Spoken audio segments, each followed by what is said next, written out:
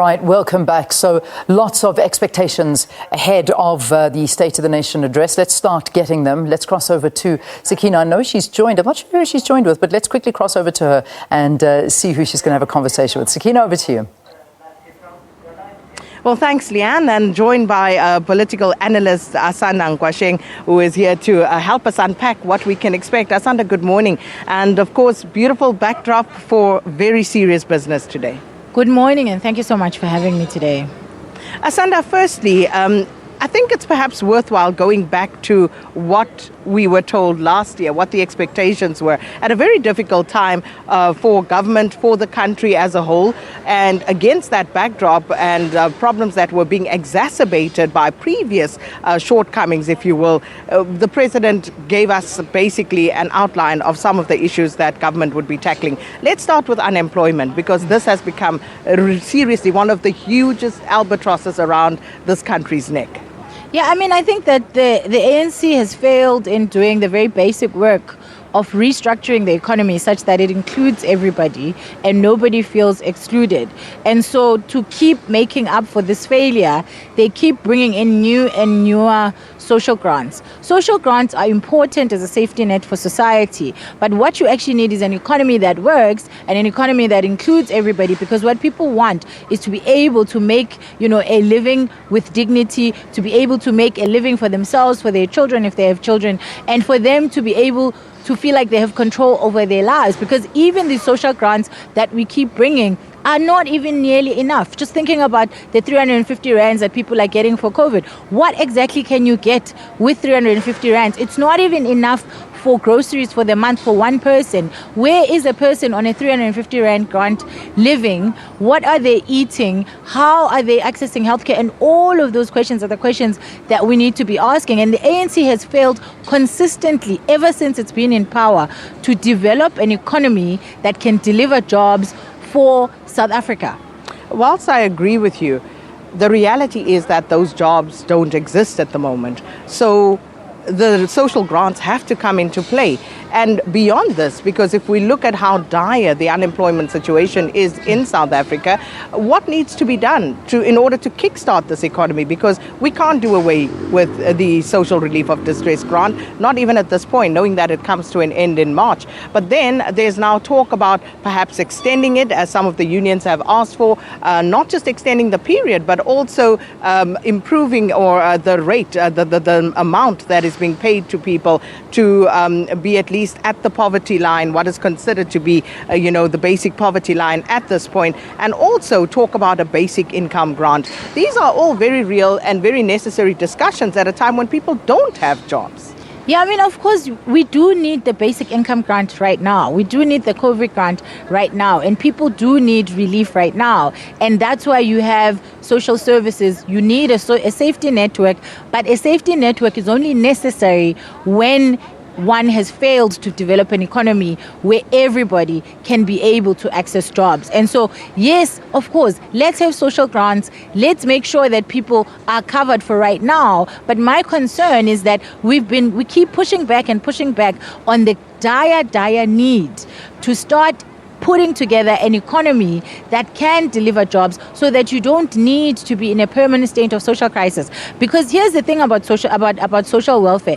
It is great, but you cannot have a country that has, and declares it proudly, by the way, that we have a third of our population on social grants. That is a recipe for disaster, because if you compare a third of people on social grant with our unemployment rate, with our high levels of crime, then you see that is a toxic cocktail and a disaster that we saw in some ways break out in July. Because what happened in July, yes, was precipitated by political actions, and yes, it was used by politicians to kind of stoke fires. But the reality is that people were easy to mobilize towards looting because they were hungry and they needed relief right now. And it was the middle of COVID and a lot of people had lost their jobs. And so my thing is always that the government is very good at kind of permanently putting in short-term solutions without starting to do the work that is required to change and shift this economy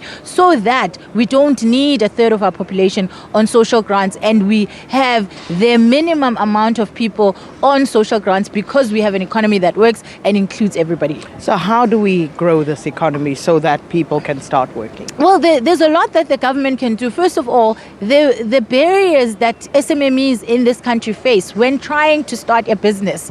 The fact that it is so difficult to get licensed for anything you can think of, whether you're talking about being an informal trader, getting a license, or you're talking about making, getting the approval for building plans to turn your house into a B&B or turn your house into a spaza shop or whatever type of business, those processes are taking too long. And the people who have been charged with permitting, with licensing, for example, are not doing a good enough job to make sure that there's a faster turnaround for people to be able to use those who do have assets, the assets that they have, and turn them into business enterprise. If you're not taking care of SMMEs, then you're not going to get jobs because jobs don't come from government, they come from SMMEs. But government itself, I believe, is not at full capacity because we are in a system where we are stuck with tenders that never get implemented and systems, the tendering system itself, you're looking at 18 months just to actually have the work start, and that's too long.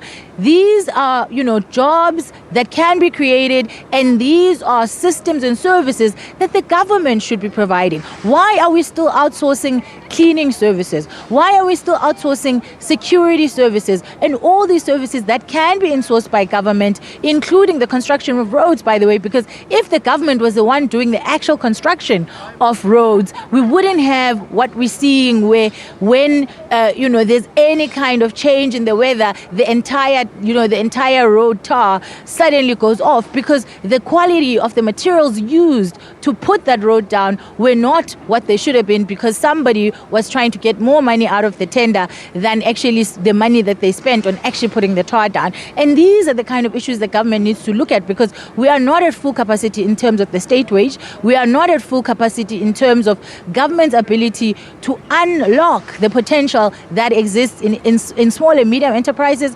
that also exists in even big business for that matter, because there are opportunities for big business to partner with small business, and government needs to lead in making sure that these relationships happen, in making sure that these kind of transfer of skills take place, so that even the people who are tendering, you're not giving tenders to people who have never run a tender in their life, that there is some kind of incubation period within a big organization before you can get a big tender, so that by the time you get your own, you understand project management, you understand how to work with government timelines, you understand how to manage things like cash flow, because some tenderpreneurs are going down because you have a tender, it's 2 million rands, the government expects you to put out that 2 million rands and do the work before you get paid, and so the job ends up being half done, because where is a person who's never had a tender before, who's just starting out in a business, supposed to get 2 million rands? And even after you've spent that money, the government isn't necessarily making sure that you're getting paid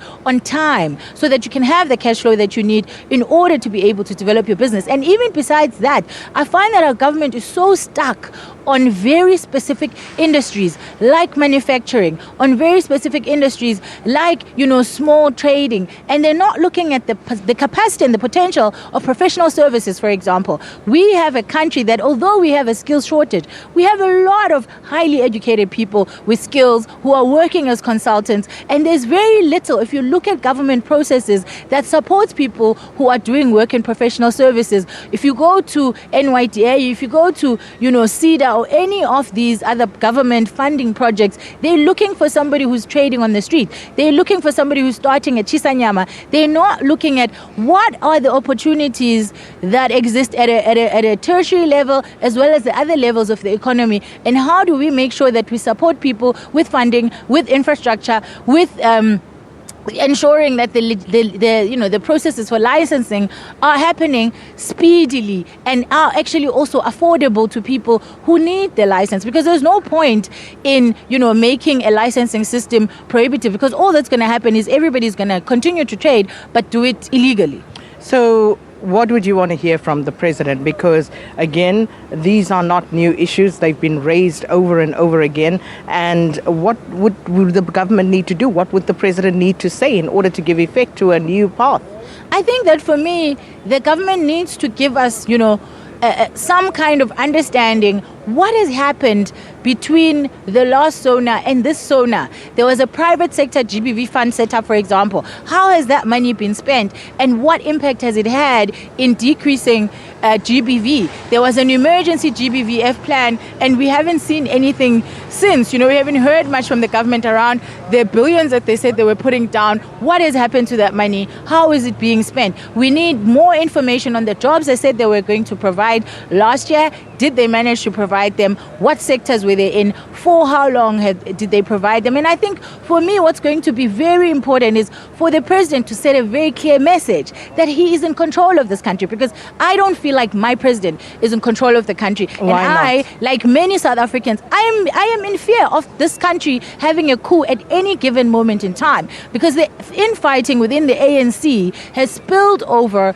into South Africa's state infrastructure. We've seen the burning of Parliament. We've seen burning of Waterkloof, and we've seen the burning of many places that should have been on the national key points list. But we find out only now that they weren't even on the list. We're finding out Parliament. We're sitting outside City Hall and not at Parliament, because Parliament didn't even have insurance, and now it's gutted down. And somebody has to fork out that money, and the person who has to fork out that money is the average South African taxpayer, including those who just pay money through VAT. And essentially what's happening is the government keeps receiving money from people and not implementing anything. And my president right now is not giving me the confidence he's in control.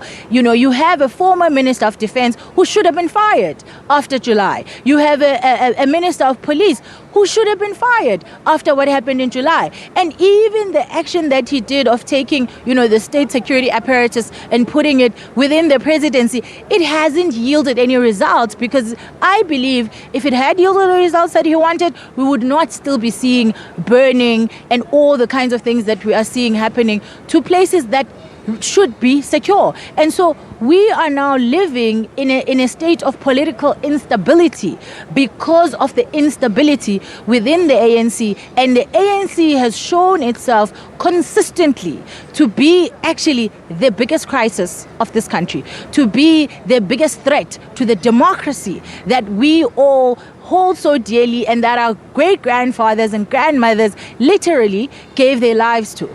Couldn't one argue in closing that everything that you've mentioned and outlined happens with the tacit approval of the South African public, the electorate, the people of this country? I don't agree with you on that one, because if you look at the past elections of 2021, you are seeing that people are saying thanks, but no thanks ANC. You see that the support for the ANC has waned. And I think if we were to have an election right now, the ANC would definitely get less than 50%. And what we're likely to see in 2024 is that the ANC is going to reduce such that by 2020 and by 2029, it's going to be potentially the main opposition, but I don't see it being in government. And that is South Africans saying, we are done, you have done enough, thank you so much, we no longer need your services. And for me, the thing that breaks my heart is that the people within the African National Congress are so short-sighted that they would rather be without a country to govern. They would rather not have anything and destroy each other, but without forgetting that they're destroying our country in the process, and we don't have a say in it. And that's why so many South Africans are frustrated